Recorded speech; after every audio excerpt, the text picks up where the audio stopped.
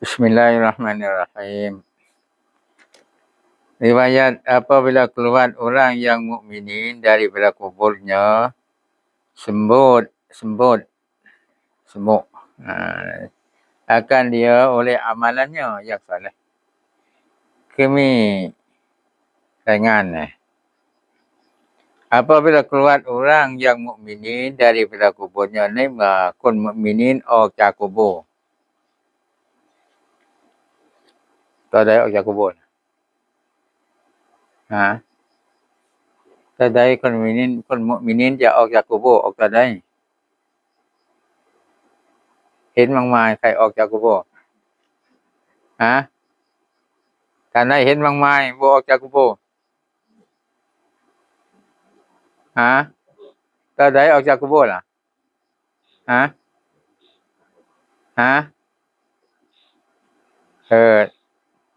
มึงดูอะไรวะตอบ7 วันเนาะจากกุโบร์อังน้อยว่าอังน้อยเห็นเนาะพอกับ7 วันออกจากกุโบร์โนนั่นบ่ฟ้าวออกจากกุโบร์คนเห็นออกจากกุโบร์วันkiamat แน่นอนวันไครัตโดเราตัวขอให้ฟื้นลบออกมาจากกุโบร์กันเป็น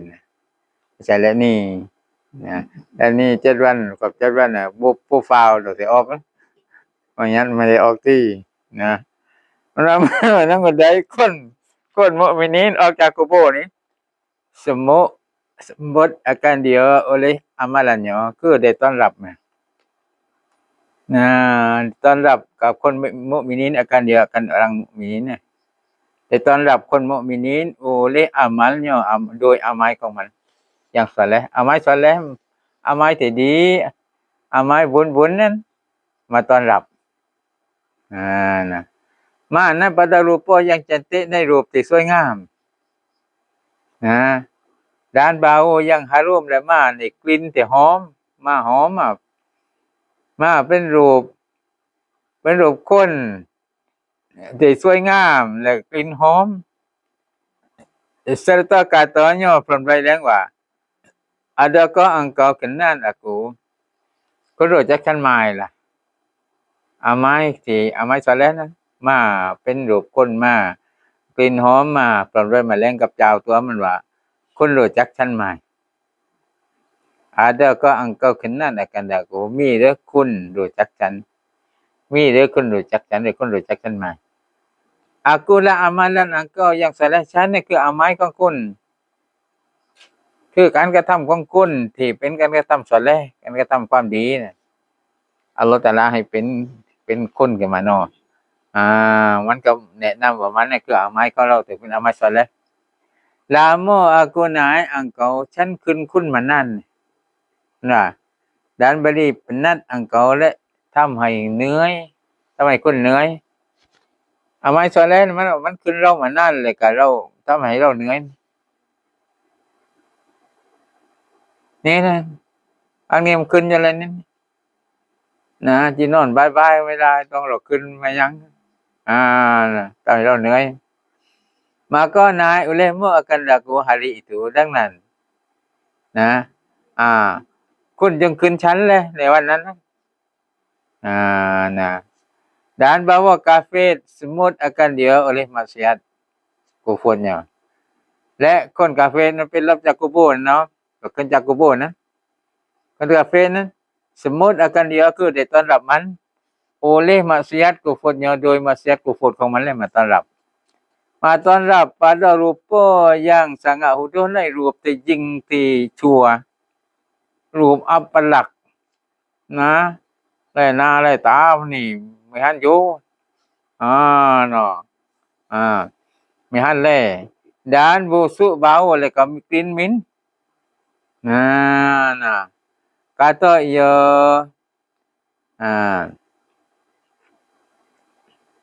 amal maksiat ของมันเนี่ยกล่าวว่า adakah engkau kenal aku คุณรู้จักฉันไหมamal ความชั่วแรงกับเจ้ามันว่าคุณรู้จักฉันไหม aku amalan yang maksiat ฉันนี่คือamal ที่เป็นmaksiat lama engkau naik aku นะคุณน่ะขึ้นชั้นมานานแล้วนะไอ้อามัยมาเสียดว่าคุณน่ะขึ้นชั้นมานานแล้วนะอามัยความดีว่ามันน่ะขึ้นเราอามัยมาความตัวว่าเราขึ้นมันนะ لا يملكون الشفاعة إلا من اتخذ عند الرحمن عهدا tiada milik mereka itu manusia akan syafaat hari kiamat itu คือจะไม่ปกครองหรือพวกนั้นพวกมนุษย์นั้น Tidak jauh mereka itu kan มนุษย์นะพวกมนุษย์จะไม่ปกครอง akan syafaat กับการช่วยเหลือไม่มีใครสามารถช่วยเหลือได้ hari kiamat itu ในวันกิยามัตนั้น Melainkan mereka yang amin pada Tuhan Ar-Rahman itu perjanjian ยกเว้นผู้ที่จะช่วยเหลือได้คือพวกที่ได้เอาสัญญาใน Tuhan นั่นแหละพวกเอาสัญญาเนี่ย iaitu kalimah la ilaha illallah นั่นแหละพวกที่ได้เอา kalimah la ilaha illallah พวกที่เอาสัญญาiman ke Tuhan dan kalimah la haula wala quwwata illa billah และคำว่า la haula wala quwwata illa billah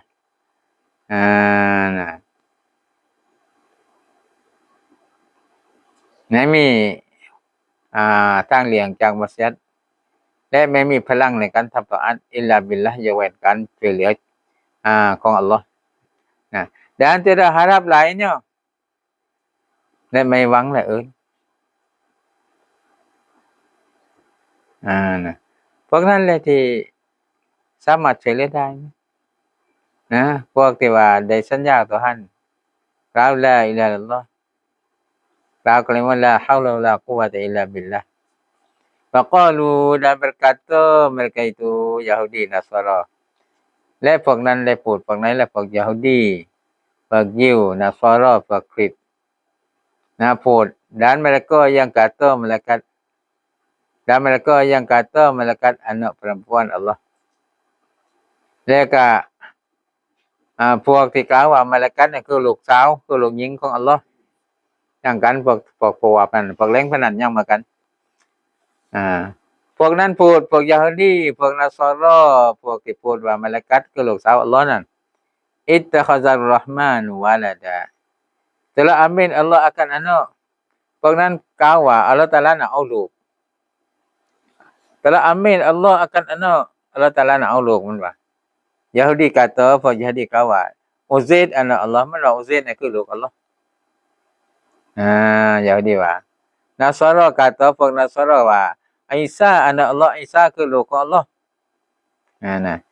dan setengah kafir Arab kata และส่วนหนึ่งจากกาเฟรอาหรับกล่าวว่า malaikat anak perempuan Allah malaikat คือลูกสาวของอัลเลาะห์ malaikat คือลูกหญิงของอัลเลาะห์ firman-Nya Allah Taala กล่าวว่า laqad ji'tum syai'an idda laqad ji'tum syai'an idda sungguh telah kamu mendatang sesuatu yang mungkar besar แต่จริงพวกเจ้าเนี่ยนำมาสิ่งที่ว่ามุงการสิ่งที่ว่าเขาปฏิเสธที่ใหญ่ยิ่งพวกเจ้านำมาเป็นสิ่งที่เขาไม่ยอมรับสิ่งที่เขาปฏิเสธยิ่งใหญ่تكاد السماوات يتفطرن منه وتنشق الأرض وتخر الجبال هدا hampir 7 langit itu pecah mereka itu daripada perkataan itu กลายแหละจะจันฟ้านั้นกลายจะแตกกลายจะแตกกับพวกนั้น daripada perkataan itu จากคำพูดนั้นคำพูดที่ไปว่าอะไรล่ะที่ว่า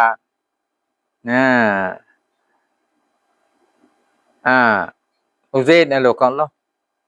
หรือว่าอีซาน่ะลูกของอัลเลาะห์หรือว่ามาลากัตน่ะลูกสาวของอัลเลาะห์น่ะTuhan ว่าฟ้าจัดจันฟ้าเดี๋ยวกลายจะแตกเนื่องจากคำพูดของพวกนั้น dan terkoyak bumi แล้วก็แผ่นดินนั้นกลายจะละลอก dari dan jatuh bukit-bukit แล้วก็ภูเขานั้นพังกลายจะพังเลย Khan keadaan runtuh ในสภาพที่ว่าพังตกและภูเขานั้นในสภาพที่พัง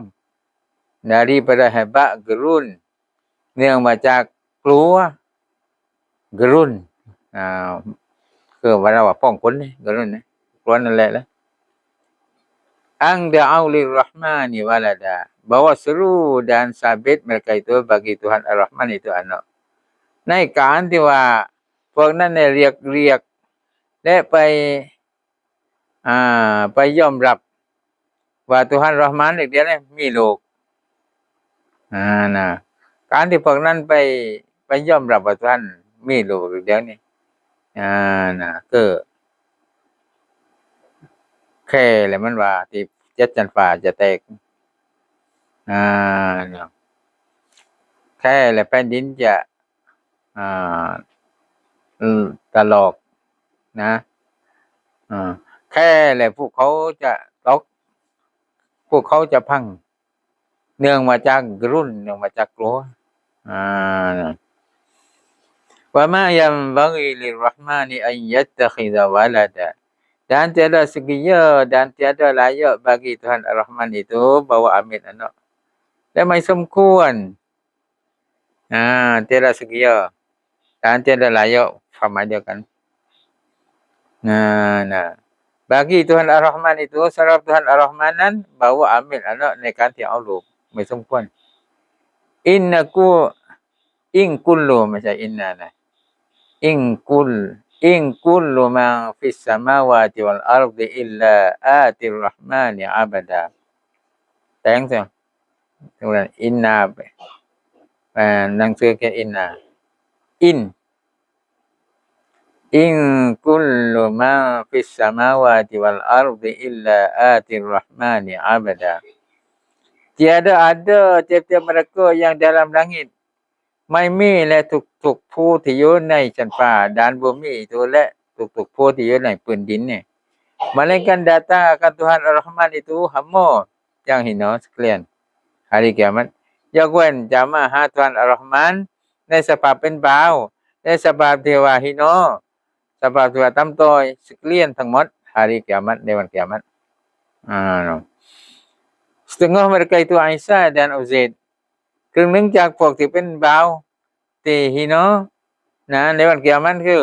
นบีอีสาและอุซัยดซึ่งพวกนั้นนับถือนั่นเนาะ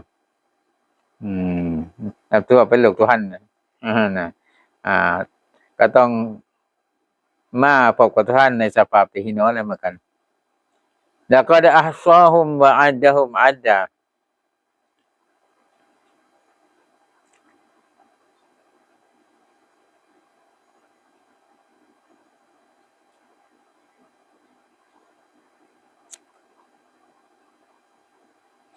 لقد أحصاهم وعدهم عدا والله أعلم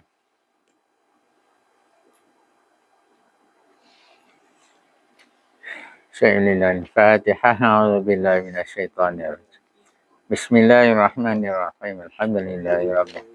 الرحمن الرحيم إياك نعبد وإياك نستعين اهدنا الصراط المستقيم صراط الذين أنعمت عليهم غير المغضوب عليهم ولا الضالين بسم الله الحمد لله رب العالمين والصلاة والسلام على أشرف الأنبياء والمرسلين سيدنا مولانا محمد وعلى آله وصحبه اللهم إنا نعوذ بك من علم لا ينفع وقلب لا يخشع وعمل لا يرفع ودعاء اللهم زدنا علما وفهمنا اللهم اجعلنا من العلماء العاملين والحقنا صلى الله على سيدنا محمد وعلى آله وصحبه وسلم سبحان ربك رب العزة عما يصفون وسلام على المرسلين الحمد لله